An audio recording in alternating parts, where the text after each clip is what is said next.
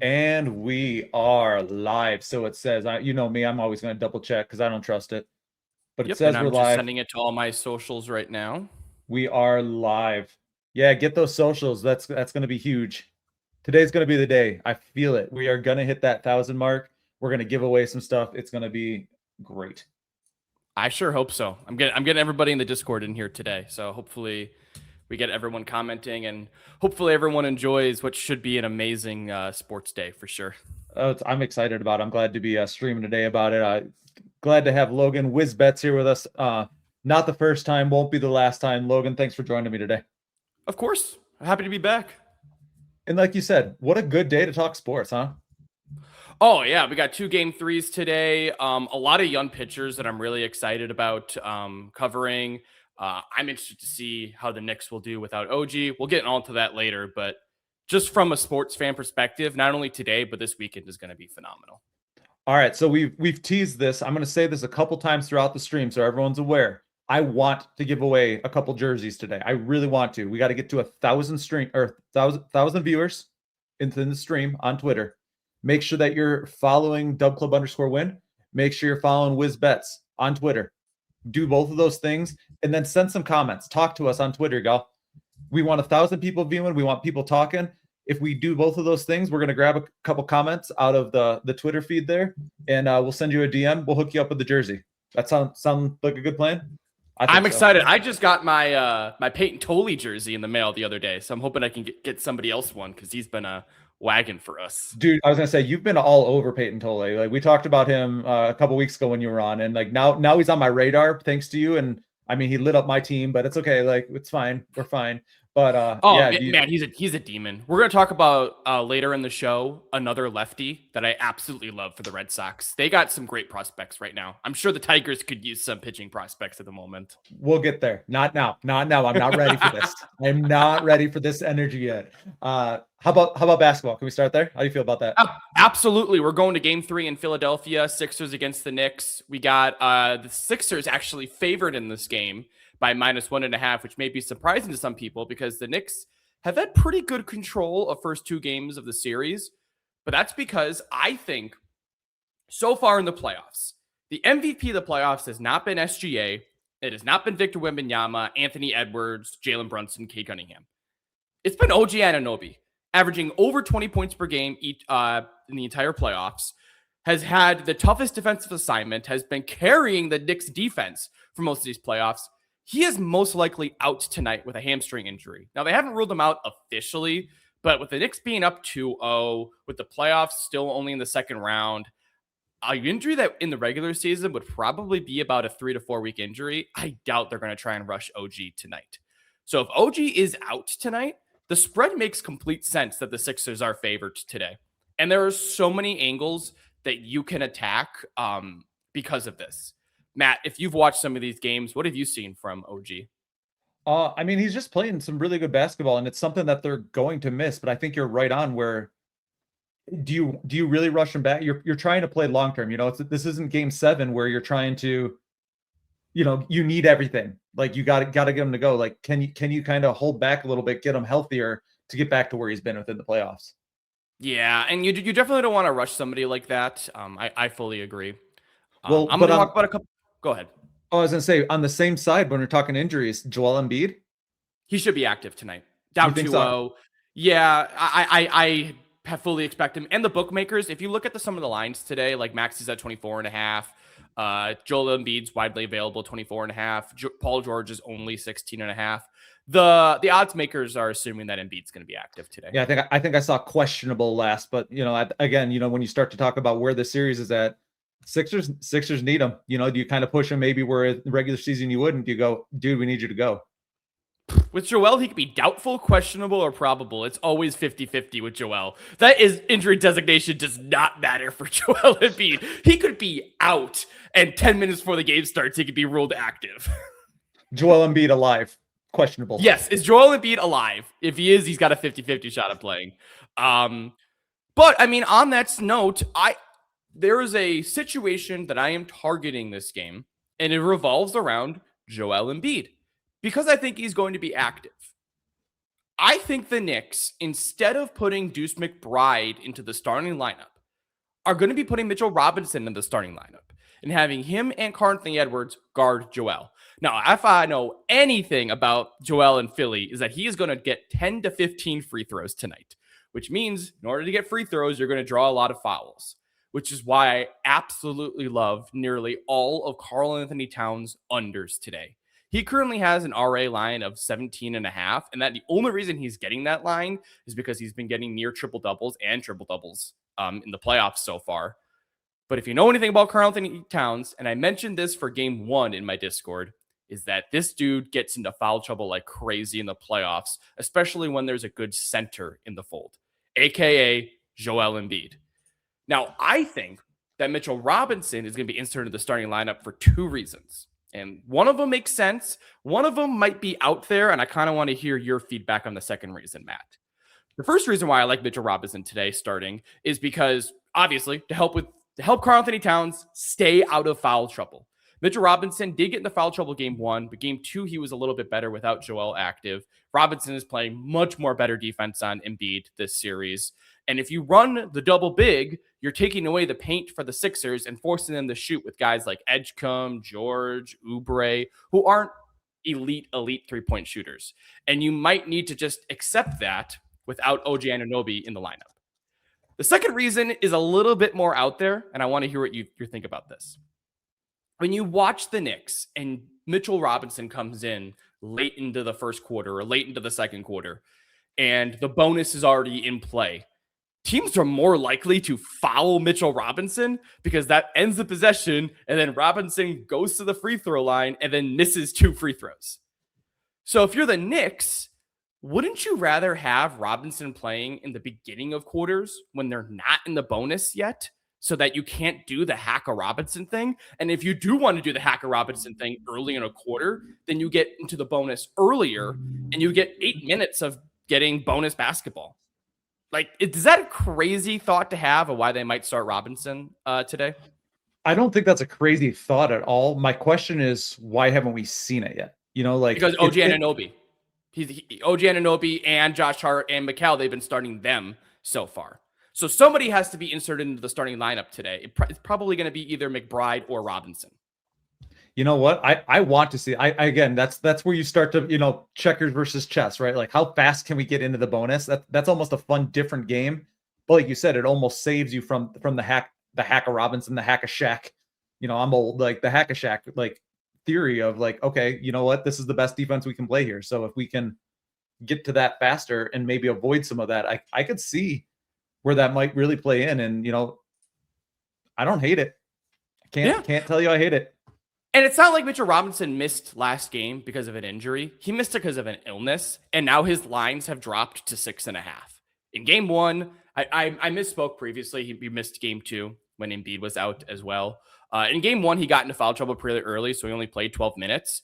But a 6.5 rebounds line in the playoffs for Mitchell Robinson, where without OG, as long as he doesn't foul out in 10 minutes, he'll probably play close to 20 minutes tonight.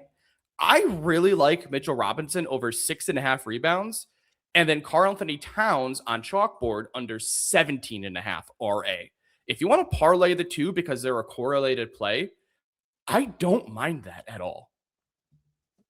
Well, and like you said, you're seeing those lines on chalkboard, which we appreciate Chalkboard for sponsoring this today. And there might be a play there. Like you said, putting those two together. Yeah. And then on the Sixers side, I'm probably not touching any Joel Embiid props today. If I were, again, mentioning Chalkboard. Chalkboard's one of the few books that actually has free throw lines.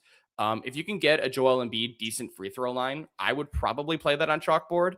I can't see the lines at the moment, but I'm assuming his free throw makes line is going to be anywhere between like 6.5 and 7.5. I would play either of those if that line is available. Otherwise, Tyrese Maxey's assists is really going to be really, really good today. No OG. Oh, did you find that, Matt? What's that? Oh, never mind. I thought you were interrupting. I apologize. No, you're good. No, I'm listening to you drop knowledge.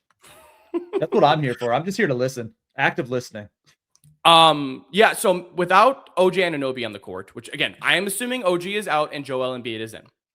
If that happens, then they are going to have to put either Mikel or Josh Hart on Tyrese Maxey the whole game, which is going to be obviously less effective than OG. And what I saw in game 1 or in game 2 is that they started blitzing Maxey late into the game, which could mean his assists are absolutely free tonight. Obviously, Kelly Oubre has been a wagon. I think he's been priced out a little bit. In game 1, he was at 9.5 points. Now we're getting a 12.5, 13.5 points. I'm probably staying away from Kelly just for those lines. But Paul George, VJ Edgecombe, even Joel Embiid threes. Quentin Grimes has played some decent run this series. He's played 24 minutes in back-to-back games. 5.5 assists for Maxey might be really, really free. We might be looking at it where he has 5-6 assists by halftime. Love this. Want to jump to the other one? Yeah, let's jump to the other game 3. I think people are more interested in this game just because the Wolves did pull off the upset in game 1. It's tough, man. This team is just battered right now. Anthony Edwards is limited coming off the bench, has played 25 and 24 minutes. Now, those 24 minutes in game 2 were mostly because of the blowout. If there wasn't a blowout, he'd probably be playing closer to 30, 35 minutes. So if you want to play a sneaky read for Anthony Edwards, his 8.5 RA has always been a wagon in the playoffs. If you're projecting a rebounding increase in him passing the ball more against the Spurs, that could be a good one, or his 4.5 rebounds. I'm probably not playing his 22.5 points necessarily because Anthony Edwards usually isn't a big home riser. That's reserved for guys like Naz Reid, unfortunately Dante DiVincenzo, who is out, and unfortunately Ayo Dosunmu, who will most likely be out. He's dealing with another one of those injuries that's like, if it was the regular season, Ayo would be out for a few weeks. And the most important thing for Ayo is that he's on a contract year this year. And I know that a championship is great and all, but a championship does not equal $50-60 million, which is what Ayo is currently projected on the open market right now. So I doubt that he wants to risk a major Achilles injury because while OG is dealing with a hamstring injury, Ayo's is more towards the lower leg and near the ankle. It's those muscles that, like, if you are already hurting, your Achilles just goes. AKA what Dante DiVincenzo was dealing with in the back half of the season, and then his Achilles popped in round 1. See, so if you subscribe with Wiz, not only do you get like sports analysis, you get deep into the medical side here all of a sudden, which, you know what? That tells me that you're paying attention though too. I love that next layer. Like, okay, we're here. Oh, we can get to here because of that. Like, I love this, man. Well, especially in the playoffs, man. Medical stuff matters so much because all these players have just played 82 games. They're all playing through certain injuries that are going to impact them. Like, I remember 2 years ago when the Knicks were down everybody because they kept playing all their guys 40 minutes. And then it was just down to Jalen Brunson in the playoffs against the Pacers. And man, he was averaging 40 a game that series. I remember game 7. That was the game where Brunson got hurt like in the first quarter, which was unfortunate. That game, he had a 38.5 point slide because nobody was left on the Knicks. Like, it was insane. Jason, I appreciate that comment, by the way. By the way, guys, we're going to be ending NBA soon. Everyone that's watching on X has the ability to ask questions in the chat function. If you guys want me to answer any NBA questions, now would be the time to go in there. The only way we can do the jersey giveaway is if you guys comment in there. So anybody that has any NBA questions, I will answer anything. So I'm looking at the chat right now. Well, and the best part is, like you said, you will answer them. I will not. I will make sure you have them, but we're here for you, man. And this is the best part. You know, if you're watching this and you're not like, wow, this dude has spent a lot of time studying this stuff and knows these answers, I don't know what you're looking for in a capper here. I don't. I appreciate that, Matt. But going on Ayo, on him not playing today, there are 2 guys that interest me that could take over for minutes. Obviously, we've seen Terrence Shannon dominate in the last couple games, 12 plus points in 4 straight games, 25 plus minutes in every single game this series. Now, his minutes are a little bit correlated with Anthony Edwards being out. So if you do think that Edwards is going to be a little bit limited today, I would buy into Terrence Shannon tonight.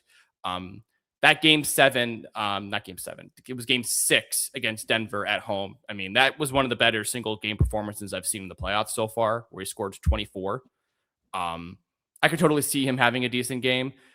But the one that I promoted on Chalkboard and the one that I really like right now, Mike Conley, 10.5 PRA.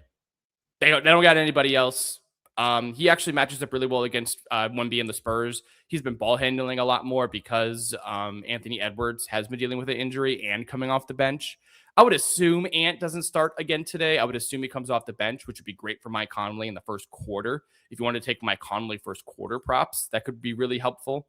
I think his first quarter assists have been pretty good. Yeah. So in both games this series, Conley has 2 assists in the first quarter. So he starts off hot pretty early. I really like that 10.5 number right now. I project him about 25, 30 minutes tonight, just out of necessity, because I do project Ayo Dosunmu being out. Yeah, Matt from the chat has a question, and I'm going to be Matt from the chat here. I'm going to jump back one game for you because you'd mentioned that Karl Anthony Towns line. Can I go back to that real quick? Yeah, go ahead. How do you feel about 16.5 instead of 17.5? Because that's where Chalkboard's got it at right now in the moment. You still feel okay with that? Oh, what's his rebound line that? I do not have that. If it's 12.5, I would take if it's 12.5 rebounds and 16.5 RA, I take the under rebounds. If it's 11.5 rebounds and 16.5 RA, I take the 16.5 RA. Basically, what I'm looking for is the 5 differential from assists. Perfect. Thanks, Matt. Matt in the chat appreciates that that input. Thanks, Matt, for asking. And then on the Spurs side, this is going to be a tough game for them. I know that De'Aaron Fox screwed over a lot of people in games 1 and 2, but the volume is still there. I'm still looking at Castle unders. 8 and 10 field goal attempts at games 1 and 2. The efficiency has just been crazy, and we haven't seen Rudy Gobert guard Castle yet. If that does happen at some point, like we saw Clingan in round 1, then I'm okay taking Castle overs. But I'm still leaning the Castle under right now, along with Dylan Harper. I think both of them struggle in game 3. Julian Champagnie was one of my wagons all year in the regular season, especially from a rebounding perspective. And we've seen that this series, him have moments where he has high rebound chances, but it's the 3-point volume that really stands out to me. 3 threes in game 1, 4 threes in game 2. He's getting a lot of open looks just because of how the Wolves are collapsing on Victor Wembanyama, who really hasn't been able to score at an elite rate this series. He's only made 12 shots in 2 games. Like, that's not anywhere near what we expected from Wemby. We're expecting Wemby to make 15 a game this series, let alone making 12 in 2 games. How the Wolves are guarding Wemby has been great. They finally stopped driving on Wemby. They got 12 blocks. Wemby got 12 blocks in game 1, and I think he just got like 1 or 2. He got 2 in game 2. I don't know. If you ask Wolves fans, in that game 1, he had like 6 blocks and 6 goaltends. But that was just, hearing from Wolves fans. Which, by the way, they're not going to call those goaltends in Minnesota. Like, with them being back in Minnesota, like they obviously know that happened in game 1 now, so they're going to be more aware of it. If you want a really, really sneaky prop, under 4.5 blocks for Victor Wembanyama tonight. The Wolves made a clear adjustment not to try driving on him anymore. And you know that the refs are going to be are taking into account that those goaltends might happen more often. They're shooting more threes against the Spurs. They're shooting more pull-ups. 4.5, the highest blocks line you'll see out of a player in the NBA playoffs ever. Like, I don't remember ever seeing a 5.5 blocks line. So if you want to fade what people are like, oh, I'm going to bet Victor Wembanyama over blocks because he got 12 game 1. Well, you can take advantage of those people by getting a really good price at under 4.5. I do love sneaky props. Let me tell you. Yeah, I got a couple baseball ones that I'm excited to talk about as well. But we're getting there. If I had to pick game picks tonight, in game 3, when it's down 0-2, I generally like the home team. This is like, if you ever were to do a gentleman's sweep, it's game 3 that team gets. I think the Sixers do get gentlemen swept, even without OG. I think they win game 3, Knicks win game 4, and then Knicks win game 5 in Madison Square Garden. And then the Spurs and the Wolves. My Discord knows I've had an irrational hatred for Minnesota. I don't know why I don't like them. I always think they're overrated, and then they continue to impress and they continue to dominate. So I will probably take the Wolves plus 4.5 spread tonight. I think they make it a 2-1 series, and then the Spurs backs are against the wall. And remember, even though the Spurs are the favorites this series and they are the 2 seed, the Wolves have infinitely more playoff experience than San Antonio, even without some pieces like Dante and Ayo and now Edwards dealing with injuries. So I could see it. Well, and you mentioned your Discord knows, just so everybody else knows, I just dropped your 50% off promo in the Twitter chat there. So there it is. Chance to be a part of that Discord. 50% off. It's a real good deal. If you want to sweat PGA, we got a great capper, TMD Props. He posted 5 greens and regulation props last night, and they're doing really well so far. I think Siwoo is the only one that's not on pace, but the other 4 are killing it right now.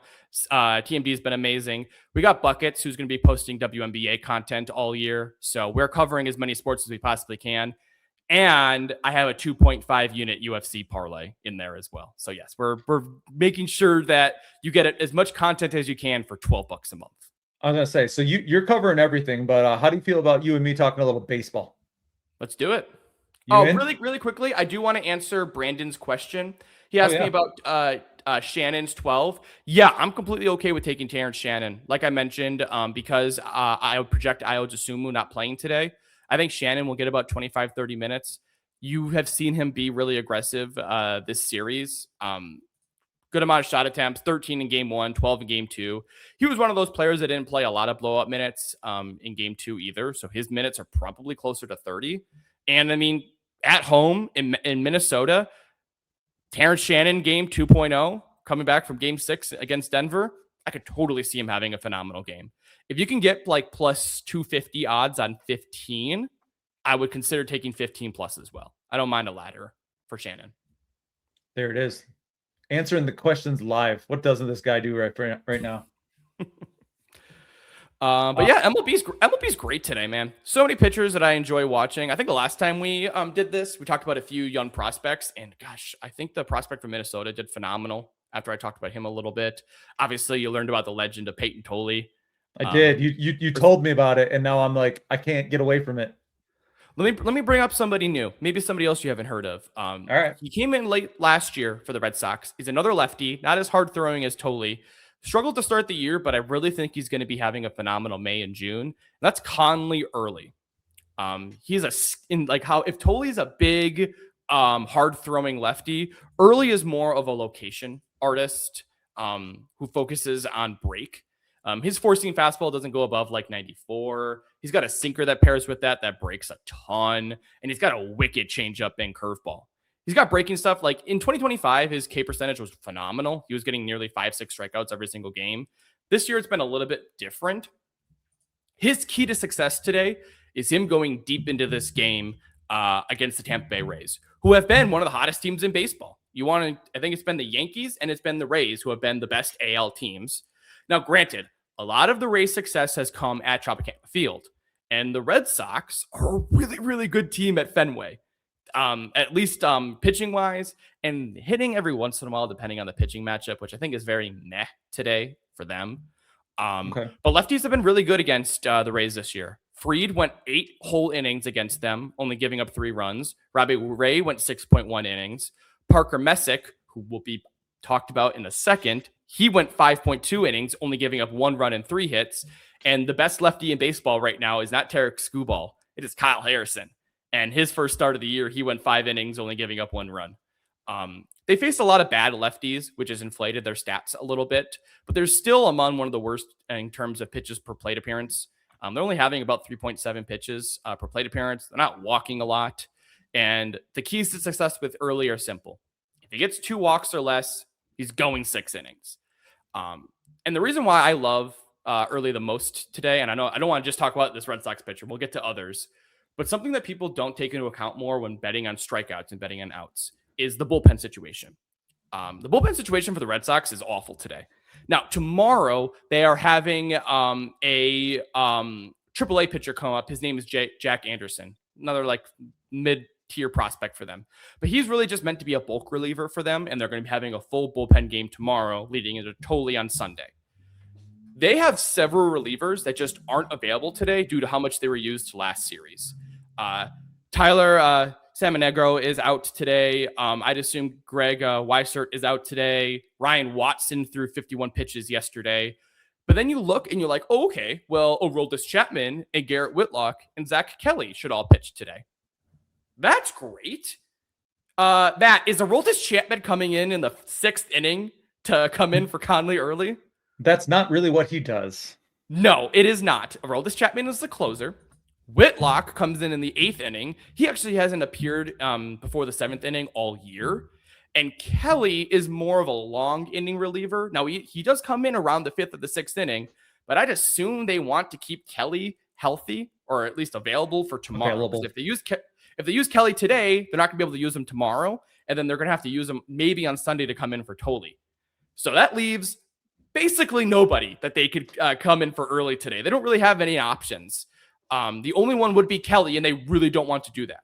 I think if you're the Red Sox, you want early to go 7 innings today, go straight into Whitlock, and then go into Chapman, and then go into tomorrow with your fully rested bullpen. So you're getting early at 15 and a half outs, which is just to get 1 out in the 6th inning. And on Chalkboard right now, I believe it's 1.9 odds, which is insane. I love Conley early a lot today. You're in on that one. I am fully in on that one. Parker Messick's another guy I really like today. Just a really good lefty, another prospect guy that I have been all in on. And he gets a decent matchup against the Twins. But I wrote a ladder prop today that I absolutely love. And I want to give a big shout out to Gray Picks for You, who is also running the Baseballer account. He did an in-depth write-up going over Nolan McLean's strikeouts ladder today. We're taking him all the way up to 8. You can get 5.5 for him near plus value on Chalkboard right now. It is a great value. On Chalkboard, you can also ladder up to 8. And the good thing you can do on Chalkboard, which sometimes you can't do in other DFS sites, is if you did want to ladder somebody up to 8, you also have to bet another prop with him on some DFS books. So even if Nolan McLean gets his 8 strikeouts, you might not cash your bet. Well, on Chalkboard, they have anchors that you can use. So like I know that one today, there's a couple really good anchors on today's slate. I know Emmett Sheehan's got a K anchor that's pretty good. Max Fried, you can bet at like 11.5 outs, which is another great anchor. And the sole reason is just meant to be a dejuicer so you compare something. So I would definitely use those anchors on the ladder for Nolan McLean. He gets a great matchup today against the Arizona Diamondbacks, who have really struggled against hard-throwing righties. If you remember, we targeted Brandon Sprout against the Diamondbacks, and he got 3 strikeouts in the 1st inning against them. Against hard-throwing righties, they have a hard time. McLean's been one of the best righties in baseball, arguably one of the Cy Young candidates in the NL. I know he had a bad start against the Cubs, but I'm looking for him to bounce back today. In that bad start, by the way, against Chicago last year, he did still get 11 strikeouts. So this year, he's over this line in 6 or 7 games, 8+ strikeouts in 4 games this year. His bad start wasn't against the Cubs. I looked looking at last year's data. My apologies. It was against the Angels, where he only went 4 innings. But that only means that Nolan McLean is rested to go deep into this game. I like him to go 7 innings and get about 9 strikeouts. Isn't it funny how you can have a bad game against a team like the Angels and you go, well, at least I'm ready to go for the next one a little earlier. Well, yeah. So sometimes when that happens, when a pitcher gets pulled early, they have a much longer leash the next game because they didn't throw 110 pitches. He's a guy that usually throws 95 to 100, and he only threw 78 against the Angels.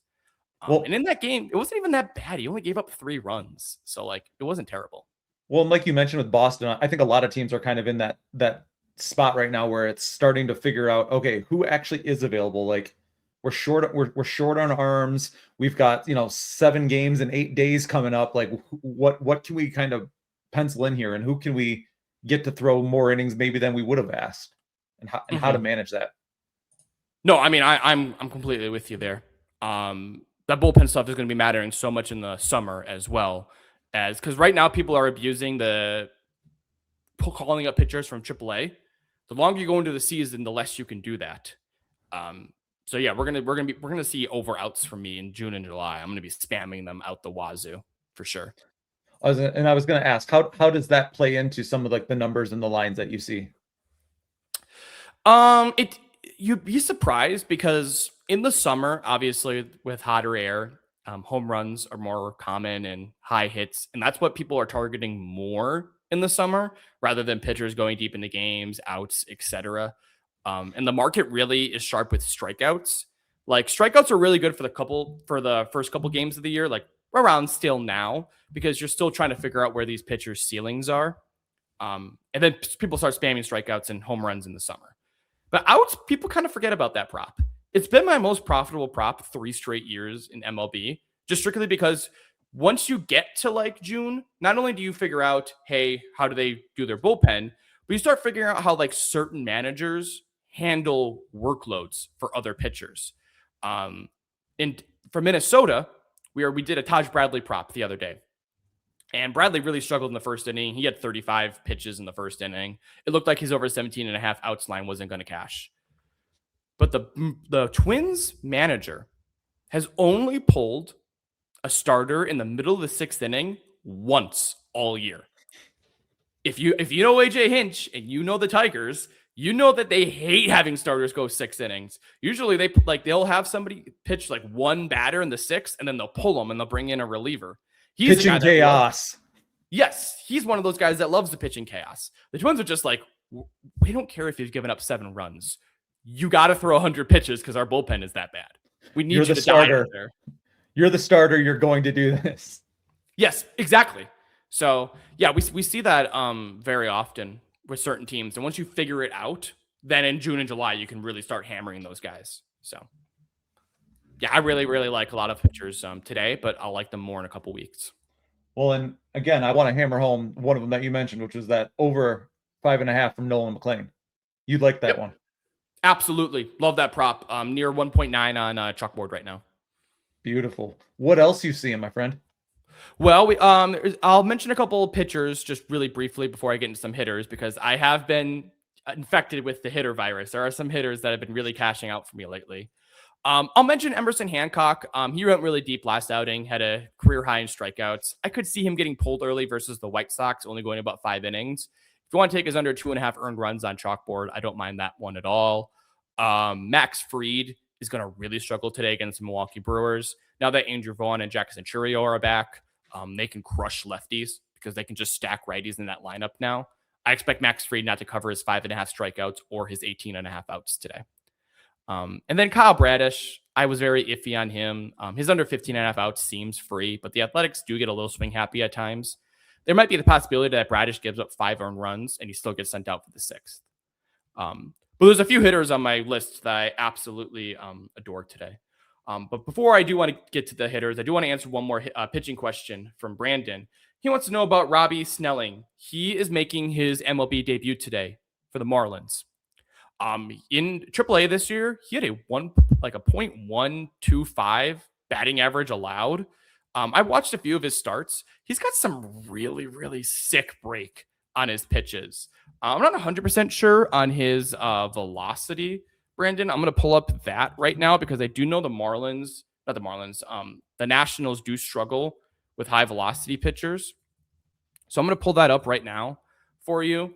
What I do know about lefties against the Nationals is that Joey Wiemer is one of the best left-handed hitting players in baseball right now. If you remember, Joey Wiemer reached base 12 straight times to start the year, and he does get starts when lefties are there. He should be around 5th or 6th today, and you can get him at like near plus value to just record a hit against Snelling. That interests me a little bit, even though Snelling has been elite in AAA, because you do sometimes see that these people have jitters in their first start. How could you? I am looking at Snelling's velo right now. It is what I thought. I didn't want to state anything that I didn't know for sure. He's a slow throwing lefty, throwing about 94, 92 on his fastball. His breaking pitches drop down anywhere between 82 to 88. I think the Nationals could get to him today, Brandon. His 4.5 strikeouts was good when it was available, but a lot of sharps have already bet that. Now that line has moved to 5.5. I generally don't love betting 5.5 on an MLB debut because I never know how long they're going to be pitching. So I'd probably stay away from Snelling props, unfortunately. If you were able to get 4.5 for near plus value, that's totally fine. Maybe you can get that live, or maybe you notice something watching the game that he's an absolute demon. But the Nationals against lefties have been pretty good. So I would personally target Snelling. If he does get, sometimes these starters, they'll get right back and demoted to AAA. But if he does get another start for the Marlins in their current rotation, I don't mind him against Minnesota next week. He travels to Minnesota. He would be the starter next Thursday in a day game. I would target him then. I'm hoping he has a decent or a bad start today and he gets low lines for that Thursday game, and then I can hammer him on Thursday. So to answer your question, staying away from Snelling, maybe targeting Joey Weimer if he gets a good spot in the lineup. But then I'll get into a couple hitters. I know that Matt wants me to talk about one of my favorite hitters today, JJ Bleday. Bleday was the guy for the Athletics last year who they promoted, and he was a terrible hitter for them. So much so that they just kind of released him and they didn't re-sign him. And he signed with the Reds on like a minor league deal that was like $1.2 million. They didn't expect anything, the Reds, from this guy. He goes to AAA and he hits 350. He was a demon in AAA. In his last 12 starts in AAA, he covered his HRR line in all 12 games. So you bring him up to Cincinnati, you're like, he'll cool down for a bit. He's not going to stay this hot in the majors. No, he's hitting 320 in the majors. This month, he has 4 home runs. He's been amazing. The contact has been phenomenal. He's getting a great matchup today. Is that game in Cincinnati? It is in Cincinnati. It is against one of my least favorite pitchers in Mike Burrows, who just gives up hard contact to lefty hitters. Bleday is getting a 1.5 HRR line currently on Chalkboard. Love that line. If you want to pair Bleday and Nolan McLean, you can get that for about 3.1, 3.05, something like that. But that's a really, really good pair. If you want to pair a really good pitcher in Nolan McLean and a hitter who I think is going to stay hot today in Bleday. Oh, and I do want to pair them. Oh, I do. Absolutely. And for the people that are listening to the stream that know me on Twitter, Bleday is official. That is a VIP exclusive play. You're getting insight to some of my plays I won't be posting to Twitter. I am playing Bleday at 1.5 HRR for 1.15 units.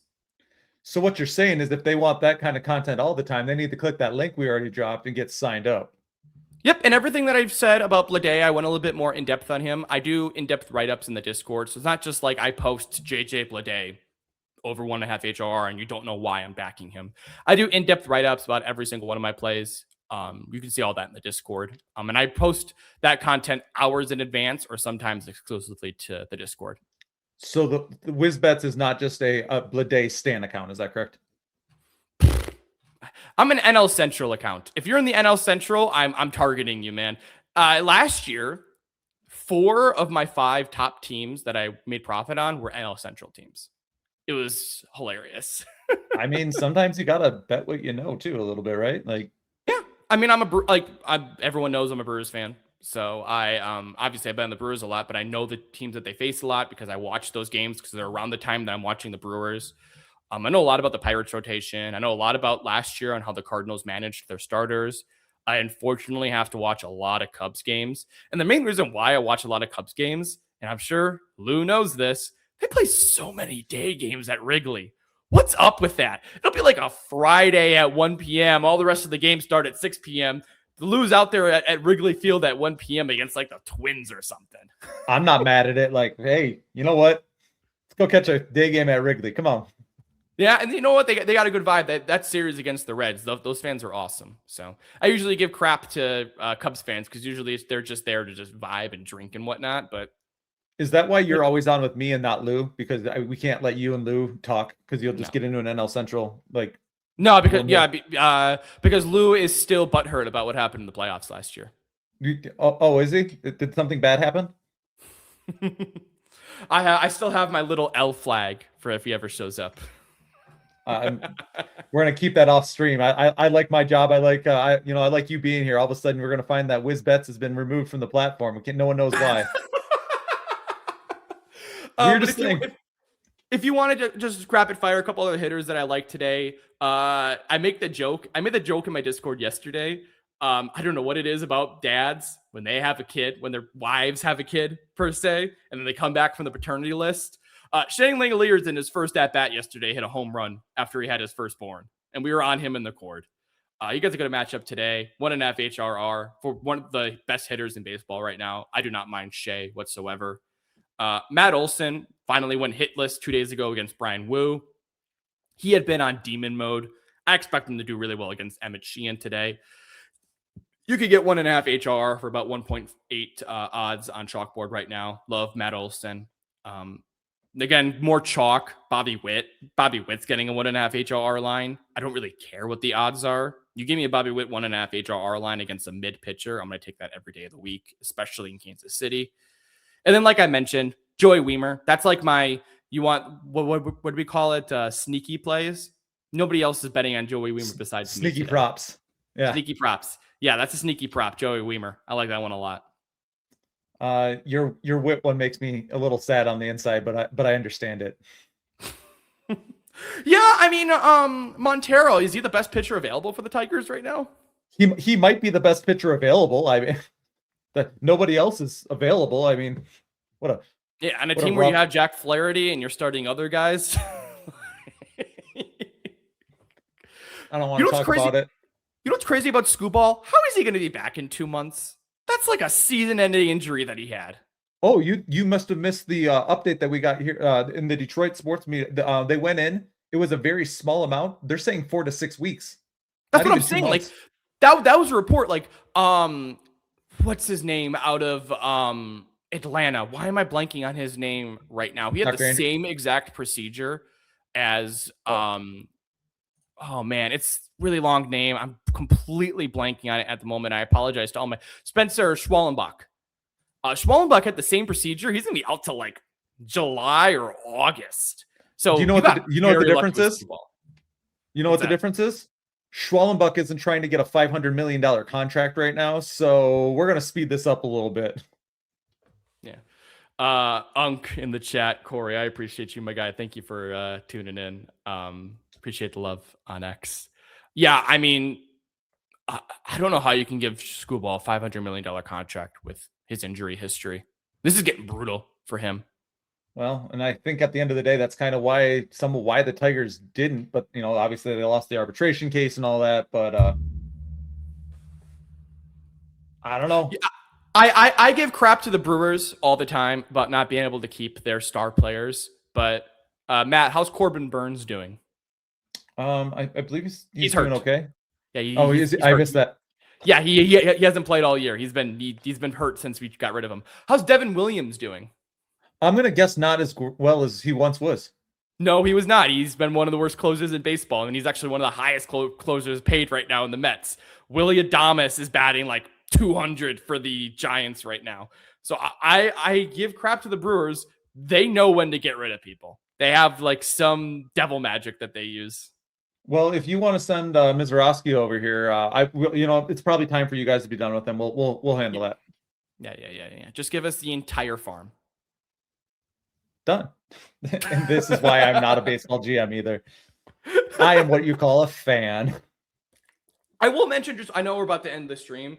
I want to give a PSA to people. In my Discord today, I woke up to a parlay that somebody sent.